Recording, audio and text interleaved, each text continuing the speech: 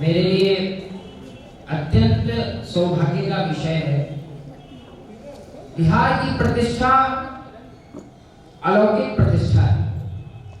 बिहार का सौभाग्य केवल देश का सौभाग्य नहीं है, यह देश के बाहर विश्व के अनेकों सभ्यताओं की प्रतिष्ठा है। मैं चाहता हूं अपनी जन्मभूमि के लिए गंगा के इस पार से उस पार के जितने लोग हैं, एक बार अंतर मन से ताली बजा दीजिए।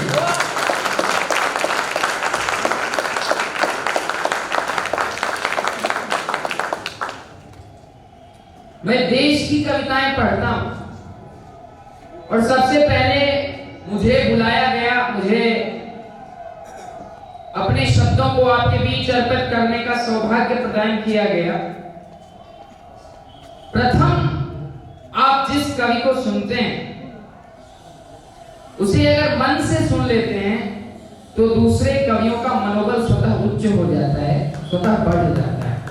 तो मैं आपसे यही उम्मीद करूंगा कि यह मेरी जन्मभूमि है, तो आपसे वो दोगुना प्रेम मिले जिसके बल पर मैं इस प्रेम का प्रसार अन्यत्र कर सकूं। मैं बिहार के लिए 4 पंक्तियां लिखा,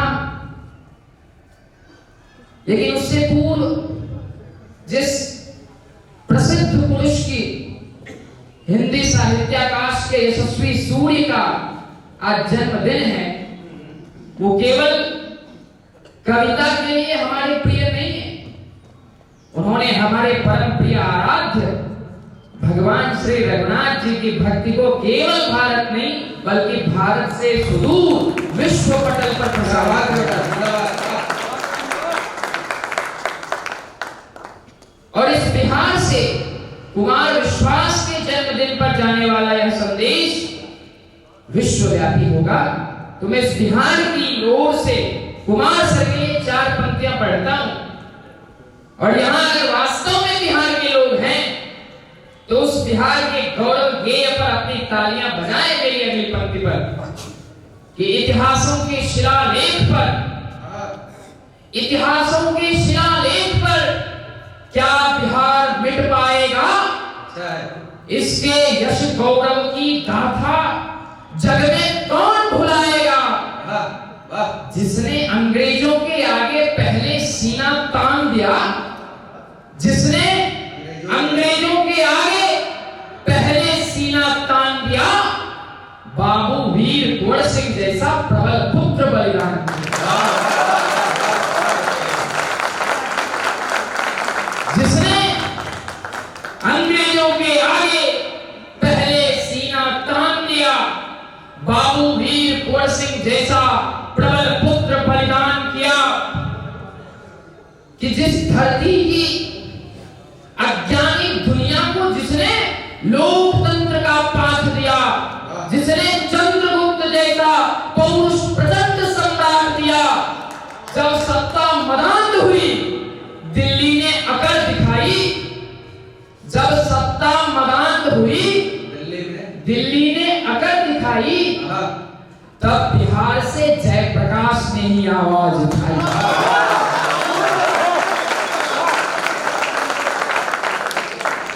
जब सत्ता मदहोश हुई दिल्ली ने अकड़ दिखाई, तब बिहार से जयप्रकाश ने ही आवाज उठाई। और उस बिहार की धरती से, उस बिहार की इस प्रतिष्ठित मिट्टी से देश की प्रतिष्ठा के सबसे बड़े सूत्रधार और हिंदी कविता के सिरमौर कुमार सर के जन्मदिन पर मैं आप सबों को आश्वस्त करना चाहता हूं कि जो साहित्य की गंगा बिहार से होकर बहती है वह केवल भारत नहीं अपितु त्रिलोक को पवित्र करती है। इस साहित्य की धरती से पहली ताली आपकी उठे तो मैं जो देश की कविताएं जिसको आपने अत्यंत प्रेम दिया, मैं वो कविता पढ़ूं जो मेरी मूल कविता है। स्वागत है। अपने आप में गौरव का विषय है कि हम भारतीय हैं, और उससे बड़ा गौरव तब होता है जब इसका आभास किसी को हो जाए। रूस और यूक्रेन युद्ध का प्रसंग और उसमें भारतीय राष्ट्रीय ध्वज का प्रभाव अगर आपके रगों में खोलते हुए शोणित में जरा सी भारतीयता की खुशबू आती हो तो मेरी इस पंक्ति को हृदय की अनंत गहराइयों से सुनिएगा। स्वागत है कि जब दुनिया के लिए समूचे द्वार बंद हो जाते हैं, जब दुनिया के लिए समूचे द्वार बंद हो जाते हैं, उनके अस्तित्वों पर मानो सूर्य ग्रहण मंडराते हैं, तब भूले भटके जन को भारत राह दिखाता है। भारत के कारण दुनिया का प्रबल युद्ध रुक जाता है। तब भूले भटके जन को भारत राह दिखाता है। भारत के कारण दुनिया का प्रबल युद्ध रुक जाता है। किसकी हिम्मत थी रूसी हथियारों से डट जाने की? आप उस प्रसंग को ध्यान दीजिए अपने मस्तिष्क में कि किसकी हिम्मत थी रूसी हथियारों से डट जाने की? अमेरिका भी सोच रहा था खुद पीछे हट जाने की, किंतु वहां पर एक तिरंगा लेकर कोई आता है और समूचे हथियारों का द्वंद्व वहीं थम जाता है। बहुत बढ़िया शानदार।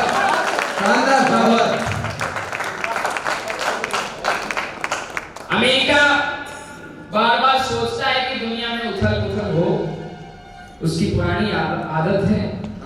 जापान पर आक्रमण किया, हिरोशिमा को नष्ट किया, नागासाकी को ध्वस्त किया, बार बार चाहता है कुछ करूं। लेकिन भारत सौभाग्य का देश है, भारत सभ्यता के संरक्षण का देश है। भारत कतिपय नहीं चाहता कि दुनिया में इस प्रकार की विभीषिकाएं उत्पन्न हो। आपने देखा गत दिनों पूर्व जब तुर्की में विनाशकारी भूकंप हुआ, भारत से अनगिनत मात्रा में खाद्यान्न सामग्री का वितरण हुआ वहां पर। यह हमारी आज की स्थिति नहीं है, यह हमारी पौराणिक परंपरा है। और उस भारतीयता के सम्मान में मैं आपको कविता सुना रहा हूं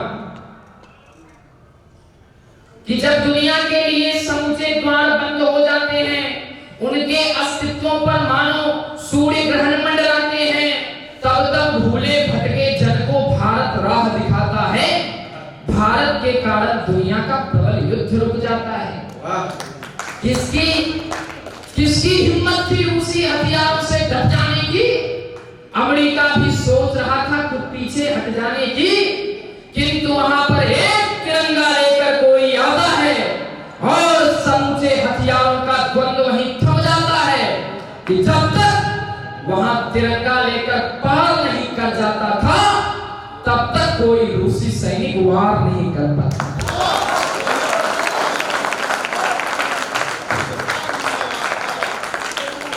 कि जब तक वहां तिरंगा लेकर पार नहीं कर जाता था, तब तक कोई रूसी सैनिक वार नहीं कर पाता था।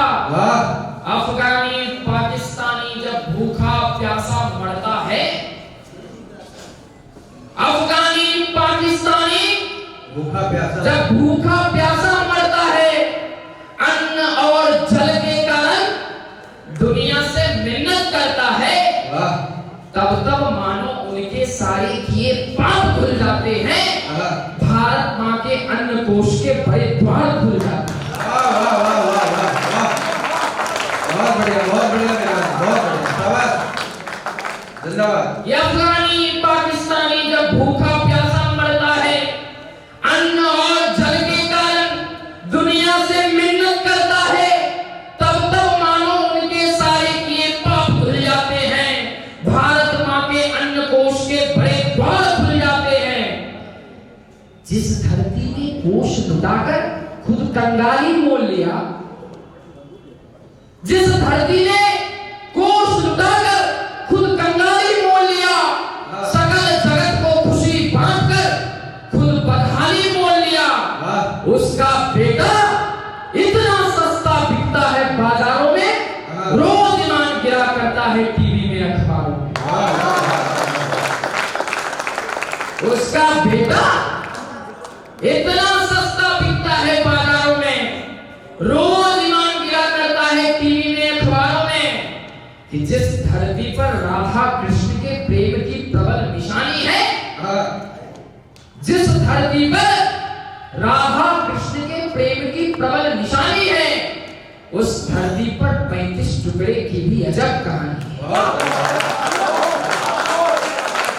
यह प्रेम की धरती है। यहाँ घृणा का कोई स्थान नहीं है। घृणा फैलाने वाले लोग, धर्म के नाम पर, जात के नाम पर वैमनस्यता फैलाने वाले लोग, यही बिहार की धरती है। मुझे भैया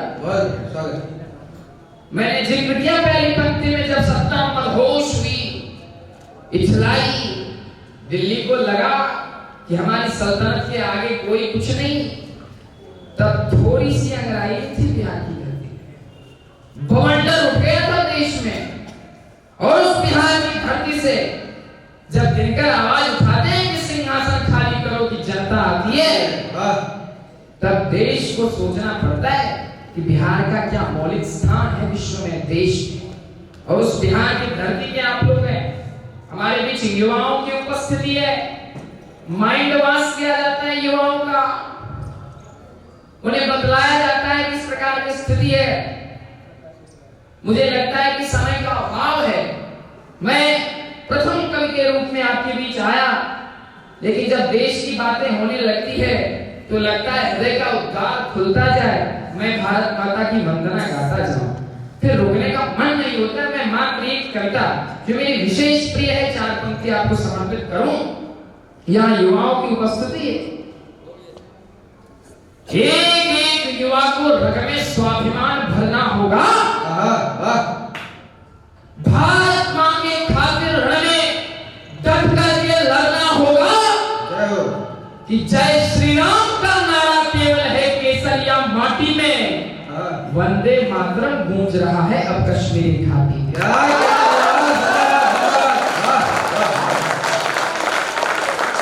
जय श्री राम का नारा केवल है केसरिया माटी में, वंदे मातरम गूंज रहा है अब कश्मीरी घाटी में। क्या कहते थे, भारत को तुम टुकड़ा टुकड़ा बंटवा दोगे। जब देश के सबसे प्रतिष्ठित विश्वविद्यालय से आवाज आए भारत मेरे टुकड़े होंगे, और एक बिहार का कलमकार खामोश रह जाए, तो बड़ी चिंता का विषय। तो मैंने लिखा कि क्या कहते थे, भारत को तुम टुकड़ा टुकड़ा बंटवा दोगे, भारत माता की जय बोले तुम वो सिर कटवा दोगे। अरे बाबर अकबर के औलादों, कान खोलकर सुन लो तुम, गंगा यमुना की नदियों में राष्ट्रवाद कहना होगा, भारत में रहना है तुमको जनगण मन कहना।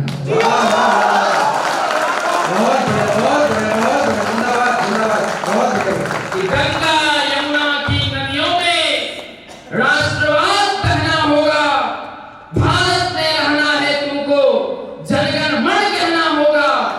भारत जिसने विश्व पटल पर गीता जैसा ज्ञान दिया, भारत ने दुनिया को जीवन जीने का आयाम दिया। अरे राम कृष्ण की धरती कैसे बढ़ जाए आसानी से, कश्मीर को छीन सके यह संभव पाकिस्तानी से। कौन पाकिस्तान मेरे मुख से नाम निकल जाता है तो मुझे लगता है कि जिसने मां का दूध पिया पर मां का मान नहीं रखा, जिसने मां का दूध पिया पर मां का मान नहीं रखा, जिस मिट्टी से जन्म लिया था वह पहचान नहीं रखा, कि जिसके पुरखे लूट रहे थे भारत भाग्य विधाता को, आज चले हैं वही बांटने फिर से भारत माता को। मेरे देश के युवाओं, इस बात को ध्यान रखना कि जिसके पुरखे लूट रहे थे भारत भाग्य विधाता को, आज चले हैं वही बांटने फिर से भारत माता को। और अगली अंतिम 4 पंक्ति में वर्तमान सत्ताधीश को कहना चाहूंगा, स्वागत है कि चीन उधर तिब्बत ले भागा, हम संसद में बैठ गए। चीन उधर तिब्बत ले भागा, हम संसद में बैठ गए। 2 टुकड़ा कश्मीर हो गया, हम चुपके से बैठ गए। कितने